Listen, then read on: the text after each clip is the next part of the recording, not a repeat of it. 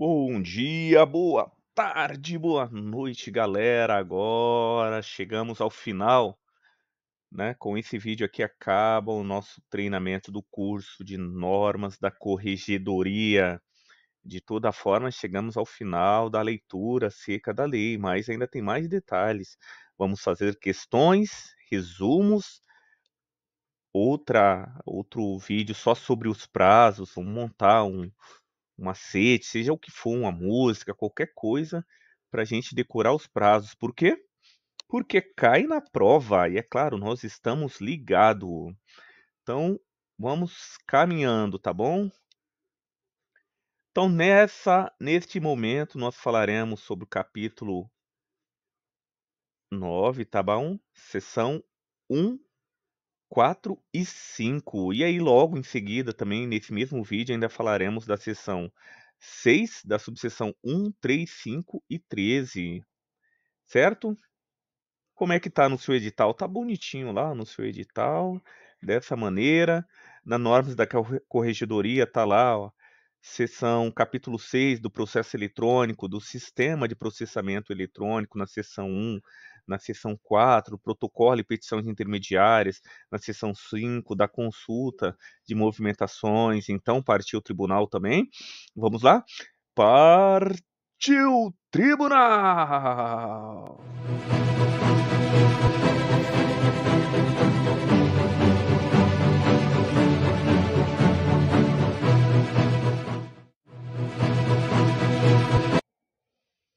Maravilha, ânimo, vamos lá, gente.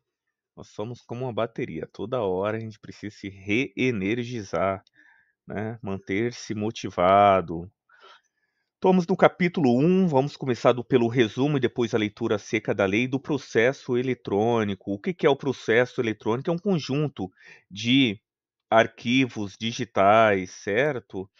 O uso inadequado vai gerar o bloqueio do usuário, a autenticidade e a integridade é garantida pelo padrão ICP Brasil padrão A3. Se cair na prova, nós estamos espertos. ICP Brasil padrão A3. O que é isso aí? Assinatura digital, autenticidade e integridade, tá bom? O acesso, certificação digital, ICP Brasil, padrão A3. Os documentos digitalizados serão assinados ou rubricados. Qual o momento que vai acontecer a assinatura eletrônica, né? Vai ser em dois momentos. No momento da digitalização, para fins de autenticação, ou posteriori, no momento da transmissão, caso tenham sido previamente o que? Rubricado, assinado. Tá aqui, ó, documentos assinados digitalmente na transmissão, quando não foi rubricado, na verdade tenha sido previamente rubricado ou assinado. Então assinou, rubricou, e aí eu vou assinar digitalmente agora na transmissão. Fechou, galera? Continuemos aqui. Agora a leitura seca da lei. No sistema de processamento eletrônico, processo eletrônico é o processo judicial cujas peças, documentos e atos processuais constituem um conjunto de arquivos digitais que tramitam e são transmitidos, comunicados, armazenados e consultados por meio eletrônico, nos termos da Lei 11.419 de 2006. O sistema de processamento eletrônico do Tribunal de Justiça do Estado de São Paulo será utilizado como meio eletrônico de tramitação de processos judiciais, comunicação de atos e transmissão de peças processuais. Artigo 1191. O acesso ao sistema de processamento eletrônico será feito, inciso 1, no sítio eletrônico do Tribunal do Estado de São Paulo, e aí com a certificação digital padrão ICP Brasil A3. Então vocês poderão acessar os processos digitais conforme aqui inciso 1, no sítio eletrônico Tribunal de Justiça será feito pelos entes conveniados por meio seguro, integração de sistemas, softwares internos do tribunal e das outras empresas que também precisam do acesso aos documentos. Nos sistemas internos, por magistrados, servidores, funcionários, terceiros autorizados pelo Tribunal de Justiça. E aí, então, o que fica? Sítio eletrônico, Tribunal de Justiça, ente conveniado e o sistema interno. O uso inadequado do processamento eletrônico do Tribunal de Justiça, que venha causar prejuízo às partes ou atividade jurisdicional, importará o quê? Bloqueio, gente. Não é eliminação. Bloqueio. É o uso inadequado que venha causar prejuízo, entendeu? Que pode cair na prova, é possível. Continuemos aqui, bora lá, acelera, Adalberto. Então, o resuminho: digitalização, autenticação, a transmissão já rubricado, os docs assinado ou rubricado. Qual que é o padrão de integridade? ICP Brasil A3. Os originais são preservados até o fim do prazo de interposição da ação rescisória. Entendeu? Os- Vamos lá, vamos caminhar. Resumindo, leitura seca da lei agora. A autenticidade e integridade dos atos e peças processuais serão garantidos pelo sistema eletrônico, certificação digital, padrão ICP Brasil, padrão A3, certo? Os documentos produzidos de forma eletrônica serão assinados digitalmente por seu autor, com garantia da origem e de seu signatário. Os documentos de digitalização serão assinados em quais momentos? Assinados ou rubricados? No momento da digitalização, para fins de autenticação e no momento de transmissão, caso não tenham sido previamente assinados ou rubricados. Aí eu naquela parte que eu li a primeira parte lá, vocês viram que eu errei, hein? Aqui, ó. Docs serão assinados digitalmente, em qual momento? Na digitalização, autenticação e na transmissão, quando não foi rubricado ou assinado. Se ele já foi rubricado, precisa de assinatura digital? Não, não precisa, porque está ali. O juiz assinou, né? Alguma dúvida da assinatura do juiz, aí é outro procedimento. Mas o juiz assinou, não precisa da certificação digital. Se já tem a certificação digital, ali tem seu certificado de autenticidade e integridade. Vamos repetir? Repetir exaustivamente até a gente decorar, tá bom? Docs serão assinados digitalmente no momento da digitalização para fins de autenticação ou na transmissão. Fez todo o procedimento, agora eu vou enviar o documento no momento da transmissão, caso não tenha sido rubricado ou assinado. Isso cai na prova, Adalberto? Claro que cai. E fique atento, não durma no ponto. Vamos lá, parágrafo 3 ainda do artigo 1192, inciso 2, certo? Fazem a mesma prova que os originais as reproduções digitalizadas de qualquer documento público ou particular, quando juntado aos autos pelos órgãos da Justiça e seus auxiliares, pelo Ministério Público e pelos auxiliares pelas procuradorias, pelas autoridades policiais, pelas repartições públicas em geral e por advogados públicos ou privados, ressalvada a alegação motivada e fundamentada de adulteração antes ou durante o processo de digitalização. Então fique esperto que isso aqui, ó, ressalvada a alegação motivada e fundamentada de adulteração antes ou durante o processo de digitalização. Esse é um artigo que pode confundir o pessoal com aquele artigo que fala, tá aqui, ó, o 1193, ó, é de exclusiva responsabilidade do titular de certificado digital o uso e sigilo da chave privada de sua identidade digital, entendeu? Não sendo oponível em nenhuma hipótese a alegação de seu uso indevido. Uso indevido do quê? Da sua identidade digital, da sua chave privada de identidade digital. Não é possível em nenhuma hipótese você alegar o seu uso indevido. Então não mistura as coisas, tá? Vamos lá. Os originais dos documentos digitalizados mencionados no parágrafo terceiro desse artigo deverão ser preservados pelo seu detentor até o final do prazo da interposição. Do que? De ação rescisória, tá? Interposição de recurso, não.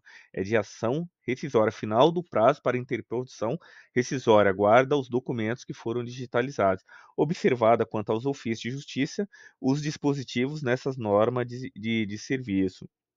O artigo 1193 foi o que eu falei, não vai justificar depois que você usaram sua chave privada de identidade digital indevidamente, né? Porque é sua responsabilidade a hora que você estiver trabalhando, tá bom, meu amigo?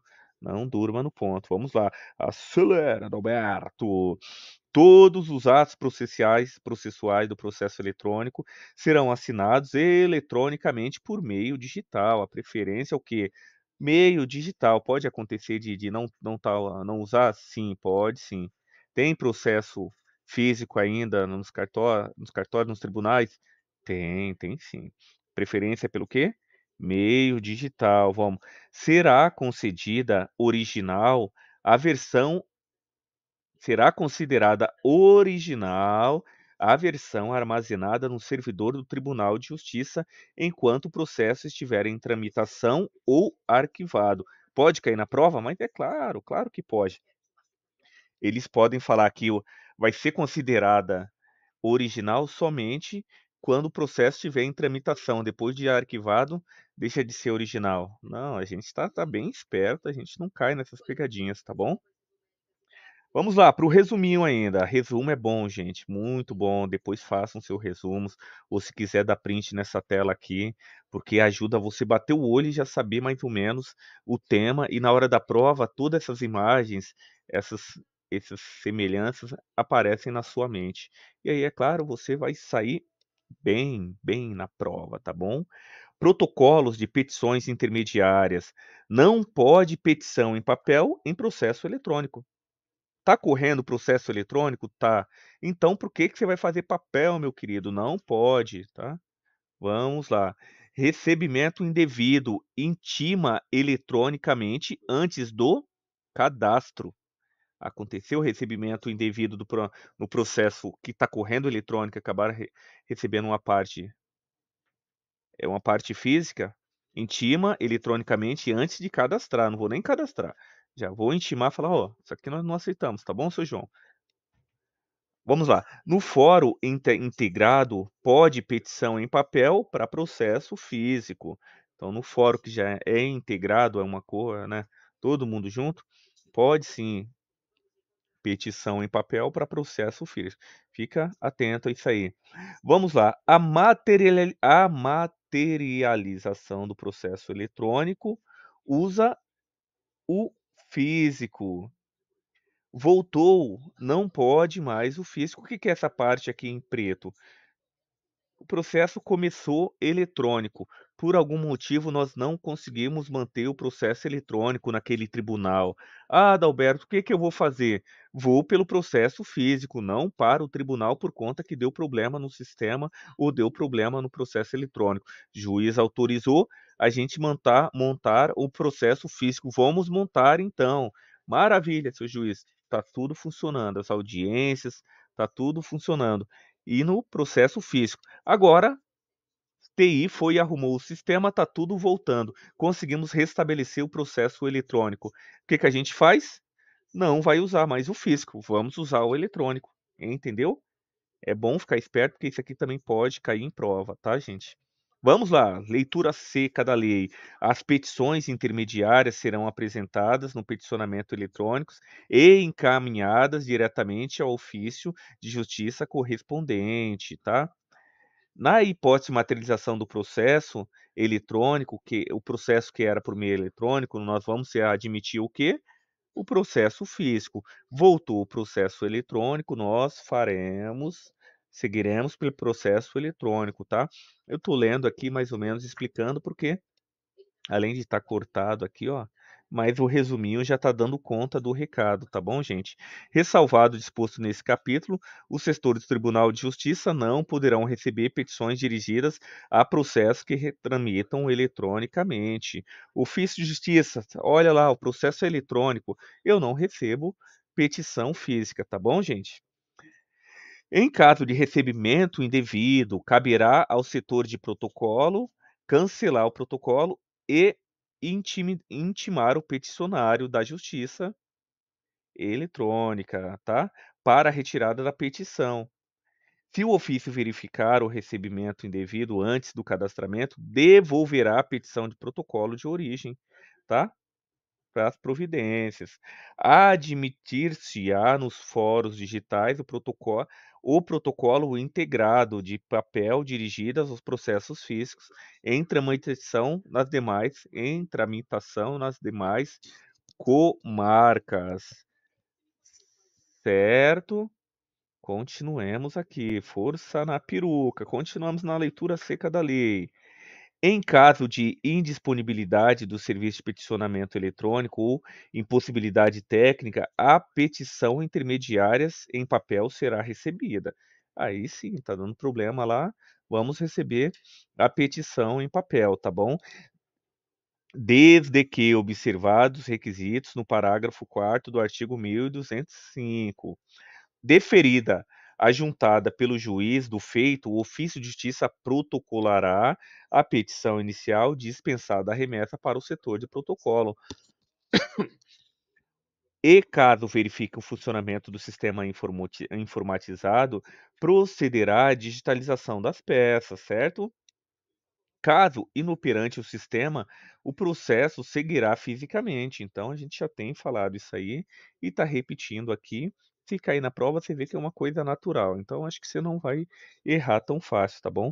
Nos casos dos parágrafos anteriores, certificar-se-á o recebimento, que terá 45 dias a partir da digitalização. Vamos continuar? Vamos continuar. Resuminho aqui da consulta às movimentações processuais, gente, isso aqui, olha de novo, olha duas, olha três, olha quatro, olha cinco, faz seu resumo, vê se está conseguindo uma forma mais fácil de você conseguir entender essas matérias, tá? Porque isso aqui cai demais, demais. Tem chance de cair na prova? 99,999% falando alguma coisa sobre isso aqui, tá?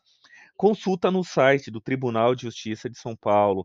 É livre o acesso. Todo mundo pode acessar o inteiro teor das decisões, da sentença, dos votos, dos acórdãos e dos mandatos de prisão. Consulta no site do TJ, é livre o acesso inteiro teor do que? Das decisões, das sentenças, dos votos, dos acórdãos e dos mandatos de prisão. Então fique esperto porque o mandato de prisão pode acessar também. Não está em segredo de justiça, pode acessar. Vamos lá. Também agora outra parte, vamos lá. Advogado, defensor, as partes, membro do MP pode acessar? Sim, claro. Aí eles vão acessar o quê? Vão acessar, além do teor, vão acessar todos os atos do processo, desde que seja cadastrado e habilitado, né, o acesso a todo o conteúdo. Aí nós vamos acessar todo o conteúdo. Agora, a outra parte é o quê? Não vinculado ao processo. Então, advogado, defensor, procurador, membro do MP que não está vinculado no processo, acessa todos os atos dos docs processuais. Tá bom? Então aqui pode cair, sim. Tá vinculado às partes de advogado, defensor público, partes, membro do MP, cadastrado, habilitado, acessa todo o conteúdo. Já advogado, defensor público, não vinculado, acessa todos os atos processuais. Vamos olhar de novo isso aqui umas 10 vezes, porque cai na prova, gente. Vamos lá, o processo em segredo de justiça, né? Quem que pode acessar o processo em segredo de justiça? Ah, o advogado, o defensor, as partes, que está cadastrado, está habilitado? Não, cadastramento não é o suficiente.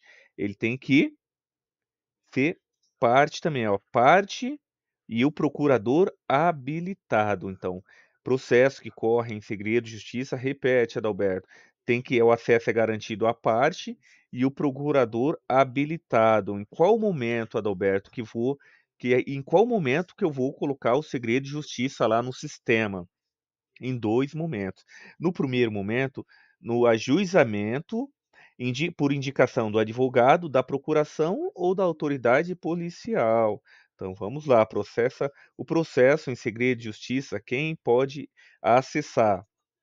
A parte ou procurador habilitado. E em qual momento que eu vou transformar aquele processo em um processo sigiloso? Vai ser em 2 momentos. O primeiro, advogado chega lá e fala: "Olha, Adalberto, eu quero que esse processo corra em segredo de justiça". E eu vou perguntar: "Explique-me". Ele explicou, tá? E a gente vai, coloca lá no sistema, o sistema automaticamente segredo de justiça. A autoridade policial pode também pedir? Pode, pode sim. No segundo momento, é claro, quem que é a autoridade maior dentro do tribunal? O juiz. O próprio juiz pode falar: opa, coloca esse processo aqui em segredo de justiça, por favor, Adalberto. Claro, excelentíssimo senhor juiz. Eu ainda nem sei como falar, mas nós saberemos, vocês saberão, tá bom? Como falar, claro, com certeza, senhor juiz. Aí, qual que é o terceiro momento? Pela lei. A lei já tem certos processos que naturalmente correm em segredo de justiça. Então, uma professora minha uma vez explicou: poxa, seria muito bom se nós pudéssemos saber os processos de separação, de divórcios dos pessoal famoso. Imagina, chega lá, todo mundo pode ler o processo da pessoa famosa. Ah, tá pedindo que a cachorrinha vai ficar com a Dona Maria. A casa ele não quer deixar com a pai, com a mãe, não vai deixar nada. Imagina o caos que seria aí os sites de fofoca tudo louco porque falando da vida dos outros, né? Por padrão, tem uma lei e tem uma tabela que já, conforme a tabela, já coloca em segredo de justiça. Vamos para a leitura seca da lei, gente? Vamos? Ainda mais um resuminho, antes da gente fazer a leitura seca da lei, nós vamos ler o artigo 1226. A consulta da íntegra dos processos eletrônicos na internet observará as seguintes regras, tá? Advogado cadastrado vai receber a senha e o certificado digital mais a senha. As partes recebem o quê? Senha junto à citação ou quando a solicitação do advogado retira, quando solicitada pelo advogado, retira essa senha e aí as partes acessam ou o próprio advogado, tá bom? O terceiro, o interessado, né, pode pedir, aí tem a parte do sigilo. Quem são esses terceiros interessado também? Perito, assistente, auxiliares nomeados nos autos, e aí quem autoriza é o magistrado que autoriza. Execução criminal, mesmo em segredo de justiça, quando solicitado, senha para a vítima pelo tempo da pena imposta ou montante renovável até o término. O advogado pode retirar a senha. Execução criminal, mesmo em segredo de justiça, a vítima pode, né, fazer a consulta da íntegra dos processos, tá bom, gente? É o que está escrito aqui em cima. A íntegra. Vamos ficar esperto, fazer bastante exercício e ver se isso aqui está caindo, que é muito, muito fácil cair, viu? E aquelas pegadinhas maleditas, tá? Leitura seca da lei. É livre a consulta no sítio do Tribunal de Justiça do Estado de São Paulo. As movimentações processuais, do inteiro teor das decisões, das sentenças, dos votos, dos acórdãos e aos mandatos de prisão registrados no Banco Nacional de Mandato de Prisão. Certo? Então, o mandado de prisão também pode acessar, é livre o acesso. O advogado, o defensor público e as partes e os membros do MP público cadastrados e habilitados nos autos terão acesso a todo o conteúdo, tudinho, tá? Os advogados, defensores públicos, procuradores e membros do Ministério Público não vinculados ao processo, previamente identificado, poderão acessar todos os atos e documentos processuais armazenados. Então, você vê que as partes, advogados, membros que ali eles estão vinculados ao processo, todo o conteúdo. E aqueles que não estão vinculados vai acessar o quê? Todos os atos. Então pode ter aí as pegadinhas e aí você está tá esperto. Vinculado, todo o conteúdo. Não vinculado, acessa todos os atos. Então a gente vai fazer a leitura bem calma para não perder essa oportunidade de acertar essa questão, tá? Os processos que tramitam no sistema de processamento eletrônico do Tribunal de Justiça do Estado de São Paulo em segredo de justiça. Quem pode acessar poderão ser consultados pelas partes, procuradores habilitados a atuar no processo. É o que a gente já fez no resuminho. A indicação de que o processo será submetido em segredo de justiça vai ser incluída em dois momentos. Em qual momento? No ato do ajuizamento por indicação do advogado, no primeiro momento, o advogado chega lá e fala: ó, por favor, é possível? Coloque isso aqui em segredo de justiça. O procurador ou a própria autoridade policial. E no momento da transmissão, quando se tratar de recurso interposto em primeiro grau, pela ordem judicial, tá bom? Isso aí a gente faz o resuminho, faz um quadradinho, faz umas bolinhas. Primeiro momento, o advogado chega, a autoridade policial vai e fala. Aí depois, no momento, no ato da transmissão, quando se tratar de recurso interposto em primeiro grau, não é em segundo nem em terceiro. Separa isso aí, porque isso aí pode cair na prova. Por determinação do juiz ou relator, tá? Automaticamente, no caso, a própria lei vai e fala, né? E aí, a indicação implica impossibilidade de consulta dos autos por quem não seja parte no processo, tá bom? Nos termos e legislação específica, e é presumida válida até a decisão judicial em sentido contrário, de ofício ou a requerimento. Nós estamos falando que sigilo aqui. A indicação proveniente do advogado ou procurador será submetida à imediata análise de quem? Do juiz, entendeu? O advogado chega lá e fala: eu quero, eu mando. Fala, ok, senhor juiz, senhor advogado, muito obrigado. Vou passar agora para o meu superior. O meu superior já vai passar direto para o juiz, tá? Ele vai decidir, não é você não. Hã, é isso aí, vamos continuar. Leitura. A consulta da íntegra dos processos eletrônicos da internet observará as seguintes regras. Os advogados, após cadastramento no portal ESAGE e mediante o uso da certificação digital do login e da senha, poderão consultar a íntegra dos processos públicos, tá? Tá íntegra, tá público. Nós, os civis, né? Normais que não temos OAB, a gente consegue ler muita coisa dos processos públicos pela internet. Agora, o advogado cadastrado mediante a certificação digital, tem o seu login, tem a sua senha, ele acessa a íntegra, tudo, tá? E a íntegra de processos em que decretado segredo de justiça, desde que, no último caso, esteja vinculado por força da procuração dos autos. Fala, o cara que escreveu essa lei aqui, às vezes a pessoa, é tanta gente, né? Fala, pô, é só você falar que o advogado que é parte ali, é procurador, ele tem acesso ao processo em segredo de justiça. Mas ele quis utilizar o português, né?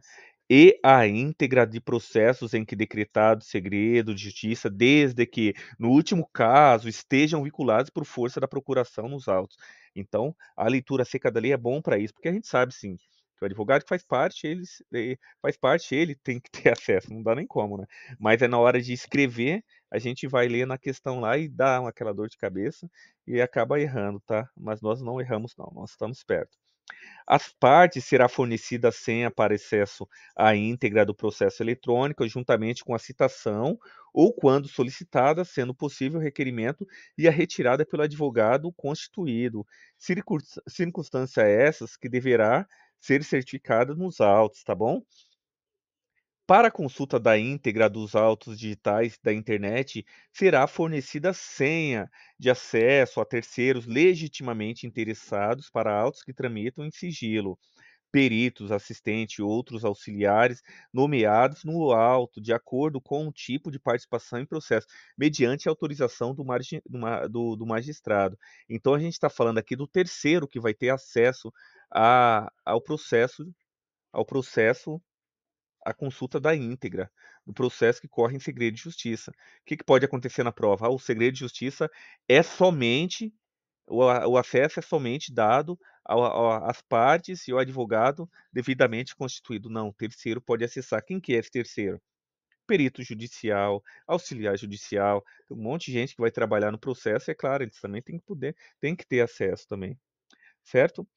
A solicitação da senha de acesso poderá ser encaminhada pela parte interessada ou seu representante legal aos canais institucionais de atendimento virtual da unidade judicial em que tramita o processo, com a cópia do respectivo documento pessoal com foto, tá? A unidade judicial confirmará a identidade solicitante por meio de videoconferência. Tem uma opção aqui, ó, sendo necessária a exibição de documento pessoal. A unidade judicial deverá verificar se a citação já foi efetivada e, em caso negativo, procederá ao ato citatório, com o lançamento da certidão respectiva nos autos e a informação ao réu da concretização do ato. Após a confirmação da identidade do solicitante, a efetivação da citação, se o caso, a unidade encaminhará a senha de acesso do processo pelo mesmo canal de atendimento em que já foi realizada a citação, sem a necessidade de deslocamento até a unidade judicial, juntando nos autos o histórico das comunicações.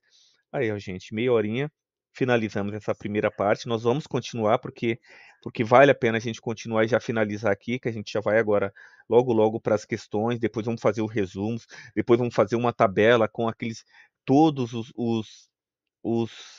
o- os prazos. Minha esposa me falando aqui, ó, todos os prazos, e aí, para ficar mais fácil, bater o olho, poxa, faz a música, faz qualquer coisa. O importante é você saber que vamos resumir, vamos associando uma coisa com a outra para ficar mais fácil, tá bom? Fechamos então o quê? O capítulo 9, não, capítulo 11 aqui, né?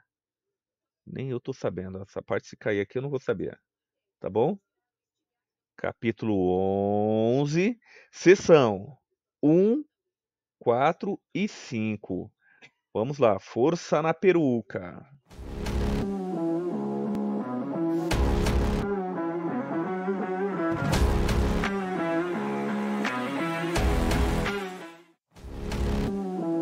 Maravilha, um pouquinho de animação aí. Oxigênio. Agora a gente vai falar o quê? Ainda na no capítulo 11, na seção 6, subseção 1, 3, 5 e 13. Certo? O que que a gente vai falar especificamente? Da tramitação dos processos eletrônicos, disposição final, das providências gerais, da elaboração do expediente pelo ofício. E aí também aqui é a seção 13 que a gente vai chegar lá. Vamos para o resuminho ficar mais fácil. Receber os autos digitais. O que que eu faço, Adalberto?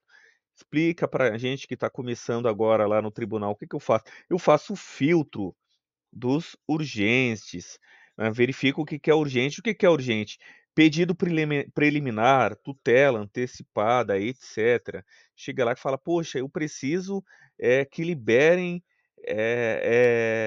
o uso do oxigênio no paciente que está em coma, né? Aí chega lá, chega o processo lá e no dia seguinte, 3 horas, 4 horas depois, 5 horas, 2 dias depois, fala: "Ah, olha, eu vou liberar agora". Não, mas isso era para ter liberado há 3 dias antes. Imagino que pode ter acontecido, né?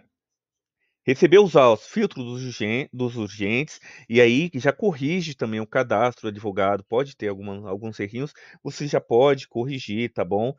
Pode ser utilizada a funcionalidade de correção barra complemento, o próprio software já vai dando você coloca o CEP, por exemplo, igual a gente coloca o CEP no sistema, já aparece lá nome, o endereço, né? Coloca seu número, então muita coisa já a inteligência artificial já vai fazendo. Mesma coisa no processo em andamento nos ofícios de justiça após o Ministério Público e a Defensoria pedir, tá bom? Uma vez por mês, reloginho, prazos, pega, Adalberto, decora. Uma vez por mês, mensalmente, o ofício verifica as filas de subfluxos dos processos e petições. Vamos para a leitura seca da lei? Então tá aqui, leitura seca da lei, certo? Artigo 1230. O ofício de justiça conferirá as peças do processos e o cadastro dos advogados para fins da publicação no Diário da Justiça Eletrônico, DJE. Os alertas de pendência serão excluídos somente e logo após o efetivamente encerramento da pendência que se refere. Isso aqui é a configuração do sistema, tá bom? Ou as informações que, por força das determinações constantes nos demais capítulos dessas normas, devam ser anotadas na capa dos autos, como, por exemplo, penhora, no rosto dos autos, agravos retidos e de instrumentos, embargos de terceiro e a execução. Isso aqui é procedimento, não sei se cai não, viu? Serão objetos de alertas de pendência no sistema do processamento eletrônico, tá? Artigo 1233, 1233, sem prejuízo da anotação correspondente no campo próprio, é obrigatória a utilização de tarjas coloridas disponibilizadas no sistema informativo para identificação visual das seguintes situações processuais. Então, aqui é a questão das tarjas coloridas, gente. Eu acho que já caiu uma vez em alguma prova, viu? Tarja para quê? Para justiça gratuita, réu preso, prioridade, idoso, prioridade da pessoa. Então, ó, justiça gratuita, certo? Réu preso, aí prioridade. Idoso, pessoa com deficiência, pessoa com doença grave, os casos urgentes, segredo de justiça, atuação do Ministério Público, e aí continua, segredo de justiça a gente pode manter aqui, ó, sigilo absoluto, sigilo externo, pedido de diligência, cadastro e penhora nos rostos dos autos, análise de penhora, preso por outro juízo, suspensão do artigo 89 aqui, tá? Vítima, criança ou adolescente, tá vendo, cara? Já vai padronizando aqui, sentença registrada, dignidade sexual, prioridade, execução fiscal. Então vamos lá, bloquear a conta do Adalberto, tá com milhões de reais na conta, mas não pagou, um processo que perdeu. Não tem problema, Adalberto, sua conta será bloqueada. Então, prioridade, vou fazer um processo de execução fiscal, defensoria pública, curador especial, advogado, dativo, processo suspenso, aqui pelo Código de Processo Penal, o réu menor de 21 anos ou maior de 70 anos de idade, competência da Lei Maria da Penha, vítimas ou testemunha protegida, processo de adoção, tal, tanto de, né, etiqueta aqui, ó. Não sei se vale a pena olhar, mas pelas questões a gente vai saber também logo logo, a hora que a gente começar, tá bom? Vale a pena a gente focar nisso aqui e fazer uns resumos, fazer umas coisas bem da hora. Enquanto não disponibilizada todas as tarjas obrigatórias, as situações a que se referem devem ser objetos de alerta no sistema informatizado. Então, o próprio sistema vai estar configurado para mostrar que, opa, tem alguma coisa aqui que é prioridade e ainda não foi cuidada, tá bom? Pelo escrevente. Então, o escrevente vai olhar lá e falar, poxa, isso é prioridade, vamos lá, tratar a prioridade. O ofício de justiça utilizará obrigatoriamente os botões de atividade, sempre que a atividade ou funcionalidade do processo eletrônico puder ser realizada por meio desses botões. Aqui não sei se cai não, mas às vezes, né? Sempre que o sistema permitir, o magistrado, seu gabinete e o ofício de justiça procederão obrigatoriamente à configuração de atos na criação de modelos de despacho, decisões, sentenças e atos ordinatórios. O ofício de justiça, pelo menos, ó, o reloginho aqui, ó, uma vez por mês. Tá bom, gente? Vamos separar a questão do prazo. Eu vou fazer outro vídeo só de prazo, que eu quero ver esses prazos aqui pegando fogo, fazer um monte de associação para a gente conseguir decorar de maneira mais fácil. Uma vez por mês, o oficial de justiça verificará todas as filas de subfluxos de processos e petições e todas as fases de subfluxo de documentos, visando, quando for o caso, a movimentação dos processos nelas inseridos indevidamente. Vamos lá, na elaboração de expedientes pelo ofício de justiça, na elaboração dos documentos serão utilizados os modelos de expedientes institucionais padronizados, autorizados e aprovados pela Corregedoria Geral da Justiça. Faça a leitura seca da lei, é importante. Os modelos institucionais possuirão a respectiva movimentação vinculada a fim de garantir estatísticas fidedignas. A criação de modelos ou de grupos ou usuários realizar-se-á a partir dos modelos institucionais ou da autoria intelectual do magistrado e somente será permitida para as seguintes categorias, né? Criação de modelo, ajuizamentos, atos ordinatórios e autos. A criação de modelos de grupos ou usuário. Então, vou criar um grupo lá no sistema para tratar do quê? Ajuizamento, atos ordinatórios, autos, aqui está falando também ainda do sistema, tá bom, gente? E aí tem mais, ó. Além de atos ordinatórios, autos, cartas precatórias, rogatórias, certidão de cartório, decisões, despachos, editais, e aí vai, uma galerinha, tá bom, gente? Na configuração dos modelos de grupo ou usuário, o ofício de justiça preencherá na aba Informações o nome, tipo de área, classificação do grupo, na aba movimentações, a movimentação que reflita o teor do expediente. Aqui eu nunca vi cair na prova. Se cair, eu vou falar, vou estar com vocês e vou falar, tá bom?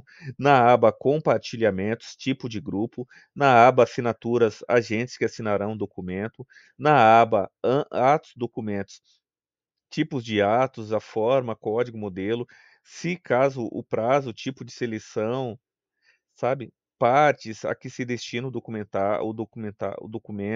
e o modo de finalização. Em relação às cartas rogatórias, deverá ser observado o procedimento estabelecido no artigo 131. Sempre que cabível, a fim de possibilitar o trabalho em lote e filtro nas filas de trabalho pela serventia judicial, deverão ser utilizados modelos de grupo que conterão obrigatoriamente as seguintes características.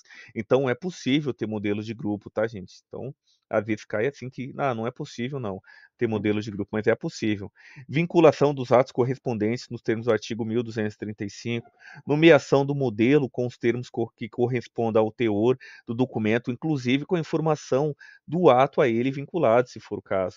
A indicação no cadastro ou nome do modelo quanto à necessidade de análise e cumprimento do ato judicial pelo cartório. Maravilha, e nós estamos quase acabando. Indicação no cadastro ou nome do modelo das informações do prazo a ser cumprido em decorrência da publicação do ato judicial no Diário Oficial, a vinculação da movimentação específica, a fim de permitir a extração dos dados estatísticos para o tribunal, a vinculação dos atos de encaminhamentos aos portais de intimação eletrônica, tais como os do Ministério Público, da Defensoria Pública, da Fazenda Pública, proferindo-se de forma automática sempre que possível, a marcação de teor documento para fins da publicação e emissão dos atos contra o mais M, aí, ó, não, até um atalho aqui. O juiz somente lançará o documento.